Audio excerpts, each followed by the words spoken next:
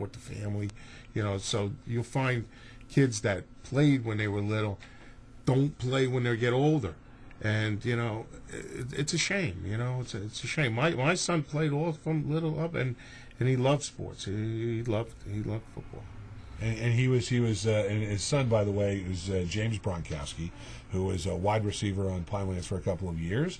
And what was it? His highlight was he won the Gelser Award, which is the top player on the team, and he set the touchdown record for 9 pass receiving touchdowns. And he played 6 positions. He was on the field almost for every play: kickoffs, punts, returns, wide receive. And if you went to a game, you may remember this loud, obnoxious guy who would sit up on top of the stands. That was the loud, obnoxious guy there. That was him. Now we had a lot of fun. Yeah, went by fast. But you want to know. You want to know. I think in following James, going to some of his games, I thought one of the coolest things was when they played. They played Southern, right, at First Energy Park, baseball. It was Southern, wasn't it? Yeah. Which I, listen, when you're a kid, anything bigger than a high school field you sit there and you remember it, and you play at First Energy Park, and I'll tell you, you get an opportunity. These kids get an opportunity to do that. I remember a few years ago, the Pinelands basketball team played their game at the Meadowlands. And you went to that, and I mean, let's face it, the Izod Center now. I mean, that place is a barn. They're not going to get 18,000 people for a Pinelands game. But it was still cool to see the kids play there because that's a thrill. When you were younger, did you get to play any of those games? No, and I told my son, I said, better enjoy this, because they have what they call the Doc Kramer Classic, and they have it each year. And I said, you're getting to live a dream that I always wish I could play on. It was a professional field. And before the game, Ryan Howard was rehabbing for Lakewood and hit one out opposite field. It was a very memorable day. That's right, I remember that. Yeah, it was also memorable because you were sitting up front and you were obnoxious as always. Mark's a good father. Mark's an obnoxious father. He's an obnoxious fan. I remember he almost got us knifed in Yankee Stadium. That's another story for another day. We'll hold that one off. One of the things that's funny, you talk about the Shore, and you talk about the Shore Conference, you talk about the Shore area.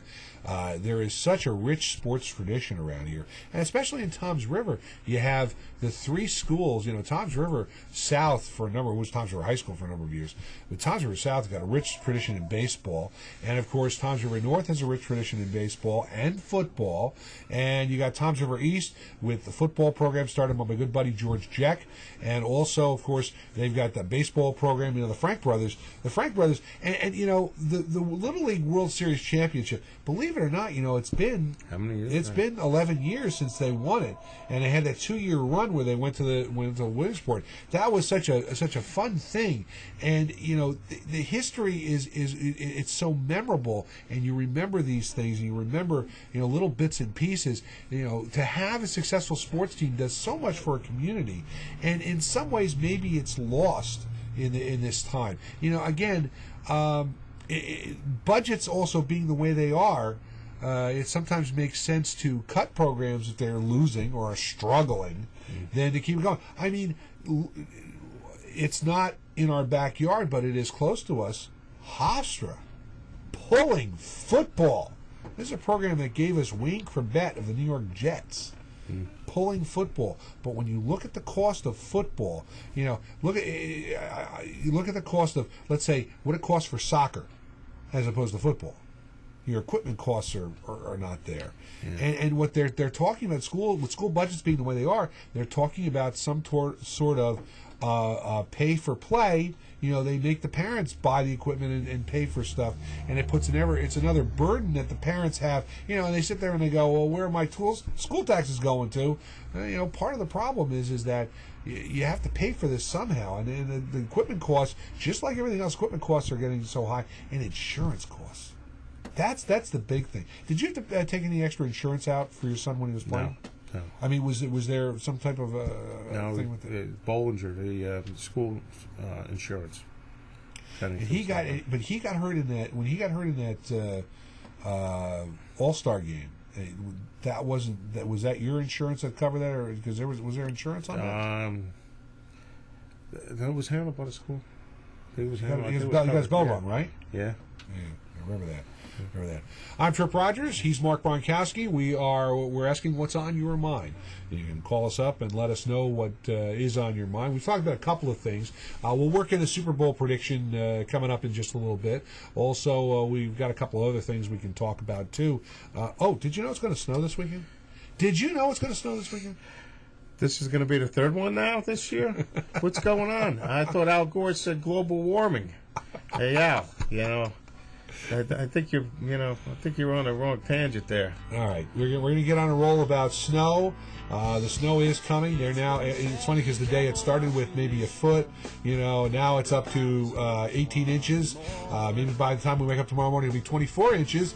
And of course, if it keeps going, we'll just be snowed in and we won't do anything for a week, and we'll all just curl up in front of our computers. You're watching What's on Your Mind.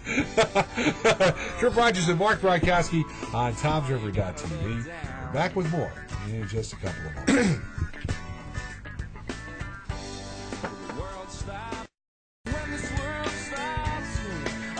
Back on What's on Your Mind. And what is on your mind?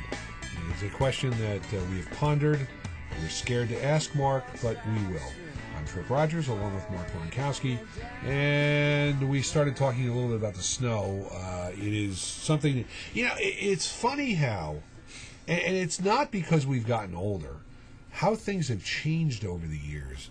It used to be 3 inches of snow is what it took to get school to be called off. There were no delayed openings when we were young. I remember it was 3 days, and finally an ice storm, they finally called school. They had to deliver papers every day. But now, with the litigious society we've become, and with busing, and people are concerned about their kids, there's a lot quicker trigger to pull, and people also tend to freak out a little bit. Hope you got your milk and your bread, because there's probably none on the shelves right now. But this weekend, another snowstorm. This is the second big snowstorm, and they're saying this is going to be probably in proportion to what we had earlier this winter in December, which is funny because we really haven't. The last snow prior to that, last time I used my snowblower actually was February of 2006, and that was the last time that we had a major snowstorm. Now we've had two, and Mark, you bring up the point, global warming. This is, the only saving grace, I guess, is the fact that it's on a weekend when, there isn't as much activity per se as opposed to school and stuff like that. You got a couple of days to dig out, and if you can hunker down, you don't have to go to work. You got to work this weekend?